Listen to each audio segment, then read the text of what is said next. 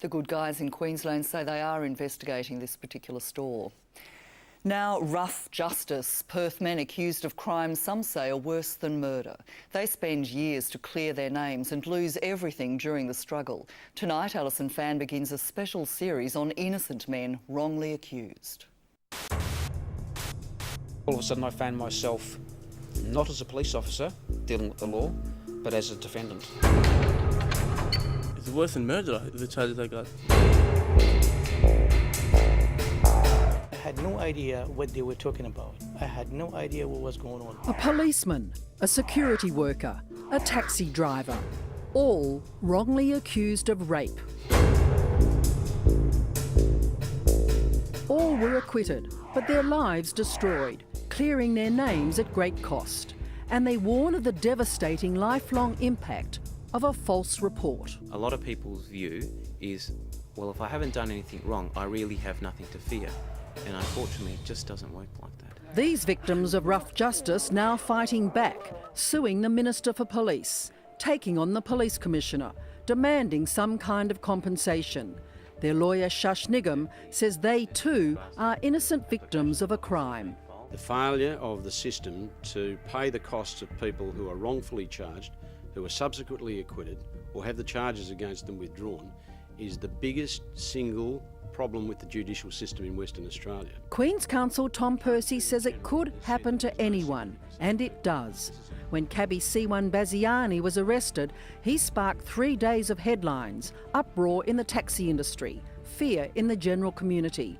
But he was innocent. Well, I said, look guys, you got the wrong guy in the wrong place. A drunk woman told police she was raped after leaving Burswood Casino by a cabbie she described as an Arab.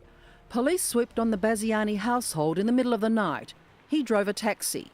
He fitted a compiled description because he was from Kurdistan. I said, why doing this to me, and why I got nothing to do with this. The 37-year-old cabbie said the worst part was his wife and baby crying as he was manhandled in his own home by detectives who thought they were dealing with a rapist. I said, you're breaking my leg, please, don't just leave me alone. Baziani told police to check his taxi security camera that recorded all his movements that night. He protested. They had the wrong man, and they had. His DNA did not match that on the victim. They came to my place, they said, we came, to apologise. But after being locked up, racially taunted and forced into court twice, an oops sorry from police, not really good enough.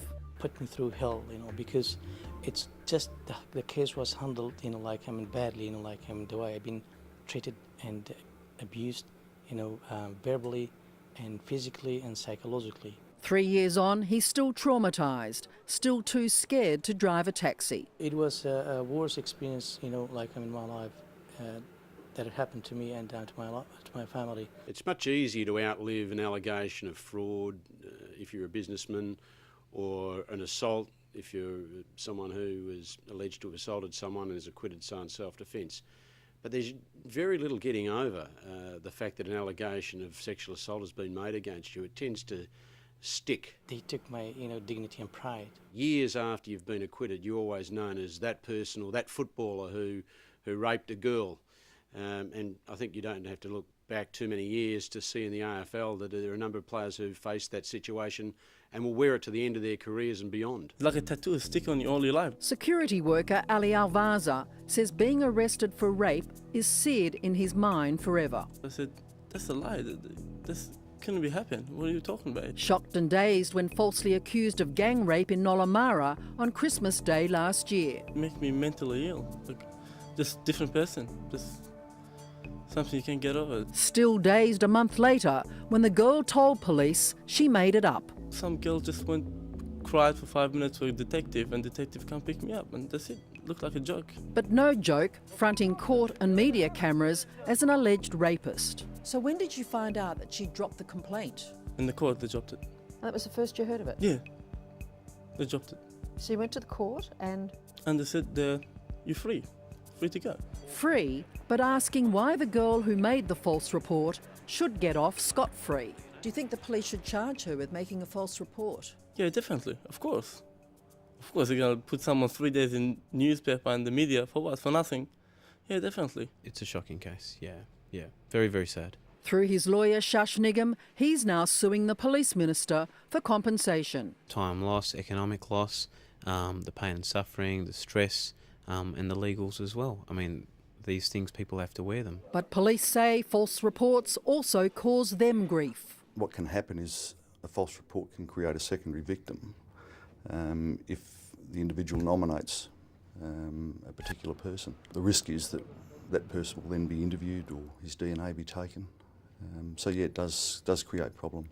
Because of these problems, a specialised sex assault squad has now been set up, headed by Detective Senior Sergeant John Hendrickson. Last year, there were 430 sex assault complaints, but only 26% were charged. 74% were withdrawn, dropped because of little or no evidence or false reports. Look, there are a whole range of reasons why people may make a false report, ranging from sexual remorse, attention seeking, intimidation by another party, mental health issues. Only 15 were prosecuted for making false accusations. Sometimes it's not in the public interest to charge an individual with making a false report. No consolation for those falsely accused. I met and the problem was the girl. And the police should do the job properly. Detectives, they should know better. We have to believe what we're told by the victim, and we can't be in a position where we sort of express some doubt. There are occasions where the account will start to fall apart, and they may withdraw, or it turns out to be a false report. It doesn't happen that often, but it does happen. And when they get the wrong man, like C1 Baziani, We do walk a fine line, and look, we're human, and occasionally mistakes do get made. We have checks and balances in place to try and prevent that, but it's going to happen. It's just human nature that errors will occur. as for Ali Alvaza, he can still smile at the irony of migrating from Iraq to a safer place. You come from a really war-torn country, Yeah. and yet you've come here and then... Yeah, and something bad hits you, Well, you can still laugh, but I mean, it's just amazing that nothing like Yeah. this has ever happened to you before. No, never. It can happen to anyone. Or maybe, you never know, maybe someone at the police station now crying to them and someone getting picked up. It can happen to anyone.